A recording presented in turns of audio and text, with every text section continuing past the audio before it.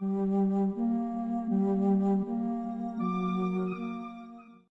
Astérix, je trouve les Romains plus discrets que d'habitude ces derniers temps. Je m'ennuie Astérix, je vais livrer ce menhir à notre chef. Ne t'en fais pas, Obélix, il ne faut pas tarder à rappliquer, j'en suis sûr. Obélix était un homme plutôt grand et surtout bien enveloppé. Il était tailleur et livreur de menhirs dans son village. Astérix, son meilleur ami, était tout son contraire, petit, mais arrivait toujours à se sortir des histoires les plus complexes. Le village gaulois était vraiment petit, il n'y avait qu'une cinquantaine d'habitants tout au plus. Revenons à Jormo, qui se retrouvait maintenant en compagnie de l'armée romaine devant les portes du village gaulois. Il fallait qu'il trouve un moyen de s'échapper pour éviter de se faire tuer lors de cette bataille, mais tous les légionnaires avaient les yeux rivés sur lui. Le décurion Citrus hurla à nouveau. « Faisons de notre mieux, portons-leur un coup fatal !» Au même instant, un homme de forte corpulence sortit des portes du village, porté par deux hommes sur un bouclier. « Salut Romain, je te conseille de rebrousser chemin. Mes hommes sont tous derrière cette porte, prêts à vous affronter.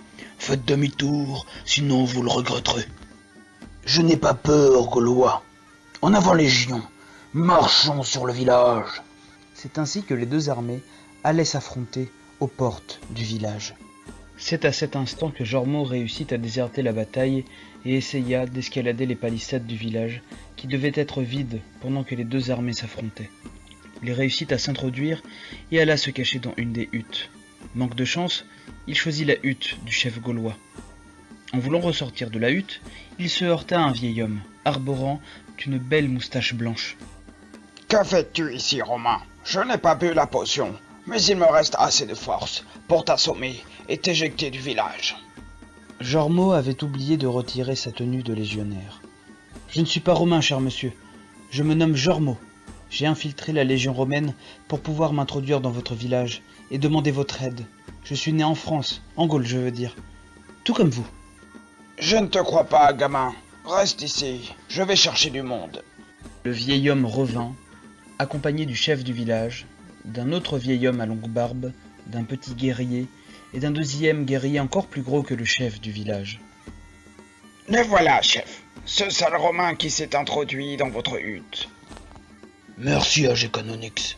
Sans toi, il aurait pu mettre le village à feu et à sang. Qui es-tu, Romain ? Sache que tes compatriotes se sont tous enfuis avant même de livrer bataille.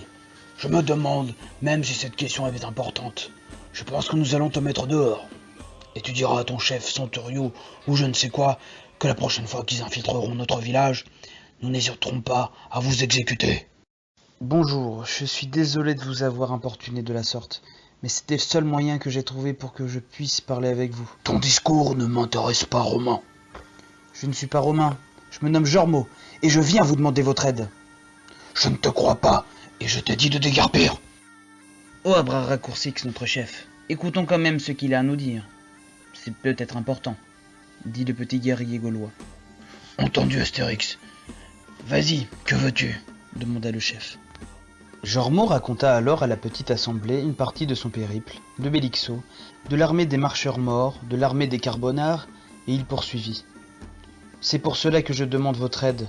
Vous êtes un village résistant aux légions romaines. Je viens aussi d'un petit village, et nous avons deux immenses armées prêtes à la détruire. Quel est votre secret ? Votre prix sera le mien. » Le vieil homme barbu, qui n'était autre que Panoramix le druide du village, dit « J'ai vécu bon nombre d'hivers, et je sens que ce jeune homme nous dit la vérité. Nous avons en effet un secret, une arme qui nous permet de nous défendre face aux Romains. Mais nous ne pouvons pas t'en donner. Si jamais tes ennemis sont aussi puissants, comme tu les as décrits, et s'ils venaient à posséder cette arme, toute entité serait encore plus en danger. Je suis désolé, jeune homme. » Je vous comprends. Malheureusement, permettez-moi d'insister. Votre univers court également un grave danger. Mon ennemi peut devenir le vôtre à tout moment. Oh, Panoramix, notre druide, j'ai une meilleure idée. Notre véritable arme n'est pas forcément votre potion magique, mais mon ami Obélix. N'oublions pas qu'il est tombé dedans quand il était petit. Il pourrait accompagner ce Jormo dans son monde et l'aider dans sa guerre. Qu'en pensez-vous, Abraracourcix, notre chef ? Et vous, cher druide ? En commun accord, ils validèrent tous la décision d'Astérix. Obélix allait accompagner Jormo dans le monde réel.